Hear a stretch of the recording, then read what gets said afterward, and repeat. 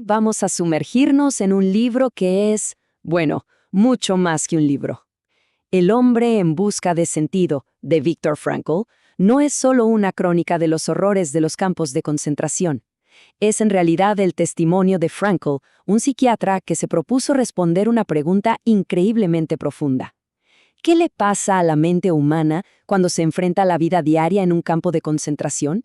¿Cómo afecta eso al prisionero promedio? Y para empezar a entenderlo, tenemos que fijarnos en esta frase de Nietzsche, una que Frankl citaba constantemente. Quien tiene un porqué para vivir puede soportar casi cualquier cómo. Esta es la llave maestra para toda su filosofía. La idea es simple pero potentísima. La vida implica sufrimiento, sí, pero sobrevivir de verdad es encontrarle un significado a ese dolor. Y Frankl descubrió esta verdad en el lugar más extremo que uno pueda imaginar. Entonces, ¿quién era este hombre? Bueno, para entender su filosofía, tenemos que conocerlo a él. Viktor Frankl era un psiquiatra de renombre en Viena, pero de un día para otro dejó de ser el Dr. Frankl para convertirse en el prisionero número 119.104. Y aún así, en medio de todo eso, se aferró a lo que era, un observador, un científico de la mente humana, decidido a estudiar qué pasa cuando a la gente se le quita todo. Y esa es la pregunta que lo movía, la que guió toda su observación en el campo. Pensemos por un segundo lo que significaba llegar a un lugar como Auschwitz. Te quitaban la ropa, los documentos, las joyas, hasta el pelo, todo. Lo único que te quedaba era, como él decía, tu existencia desnuda. Literalmente.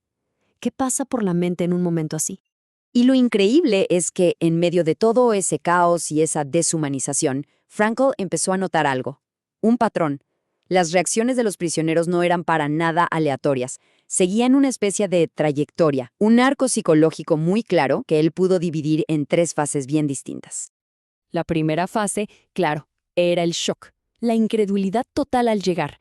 Pero eso no duraba. Rápidamente se pasaba a la segunda fase, la apatía. Y esto es clave. No hablamos de tristeza, sino de un adormecimiento total de las emociones. Una especie de muerte emocional que, por más terrible que suene, era absolutamente necesaria para sobrevivir el día a día. Y aquí viene lo revelador. Uno podría pensar que la apatía es una debilidad, ¿no? Pero Frankl entendió que era todo lo contrario. Era un caparazón, un mecanismo de defensa indispensable.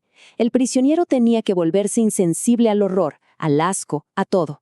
Porque si sentía la magnitud de lo que pasaba a cada segundo, simplemente no habría podido seguir. Era una forma de proteger lo poco que quedaba de vida.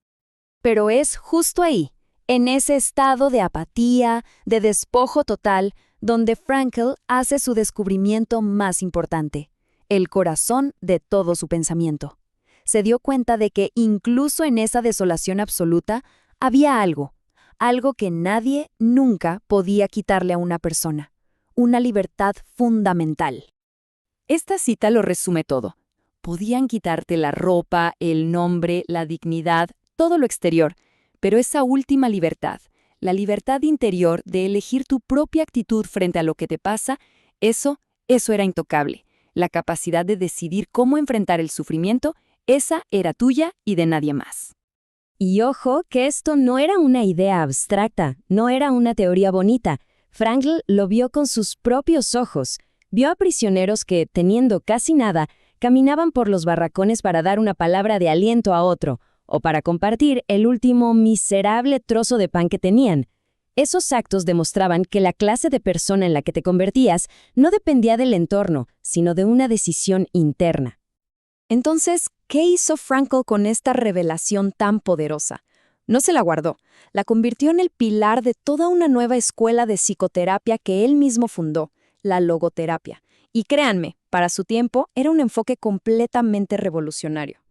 Para entender lo diferente que era, pensemos en Freud. Sigmund Freud decía que lo que nos mueve es la voluntad de placer. Pero Frankl dio un giro de 180 grados. Dijo, no, lo que de verdad nos mueve, nuestra motivación más profunda, es la voluntad de sentido. Y por lo tanto, cuando esa búsqueda de sentido se frustra, ahí es donde aparecen muchos de los problemas psicológicos. Y de ahí viene el nombre, logoterapia. Logos es una palabra griega que significa sentido, así que es literalmente una terapia centrada en el sentido. A diferencia de otras terapias, no se obsesiona con hurgar en el pasado, sino que te empuja a mirar hacia adelante, a encontrar el significado y las tareas que esperan en el futuro. Frankl también habló de algo que seguro resuena mucho hoy en día, el vacío existencial. Él decía que en la vida moderna hemos perdido muchas de las tradiciones que antes nos daban un rumbo. El resultado es una sensación de vacío, de aburrimiento, de que la vida no tiene un propósito claro. Y él estaba convencido de que ese vacío es el caldo de cultivo perfecto para problemas como la depresión o las adicciones. Pero lo bueno de la logoterapia es que no solo te dice, hay un problema, también te da herramientas. Frankl no se quedó en el diagnóstico de ese vacío existencial, sino que propuso un camino claro para superarlo. De hecho, identificó 3 grandes avenidas por las que cualquiera puede encontrar sentido en su vida. A ver, son 3 caminos. El primero, crear algo, hacer un trabajo que importe. El segundo, tener una experiencia, conectar con algo o con alguien, por ejemplo, a través del amor. Pero, ¿y si esos 2 caminos no son posibles? Aquí viene lo más potente y lo que su propia vida demostró. Siempre queda un tercer camino, y es la actitud que uno toma frente al sufrimiento que no puede evitar. Y esta idea lo cambia todo, porque significa que el sufrimiento deja de ser solo sufrimiento en el momento en que le encontramos un sentido, por ejemplo, el sentido de un sacrificio. Cuando ya no puedes cambiar lo que te está pasando, el verdadero desafío es cambiarte a ti mismo, y ahí es donde reside la oportunidad.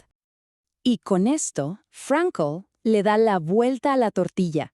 Nos dice que dejemos de preguntarle a la vida, ¿cuál es tu sentido? La cosa es al revés. Es la vida la que nos pregunta a nosotros. Y nuestra respuesta no se da con palabras, se da con acciones, con la forma en que vivimos. Así que la pregunta que nos deja Frankl es esta. Cada día, cada situación, nos presenta un desafío, y la tarea no es quedarse paralizado preguntando ¿por qué?, sino responder.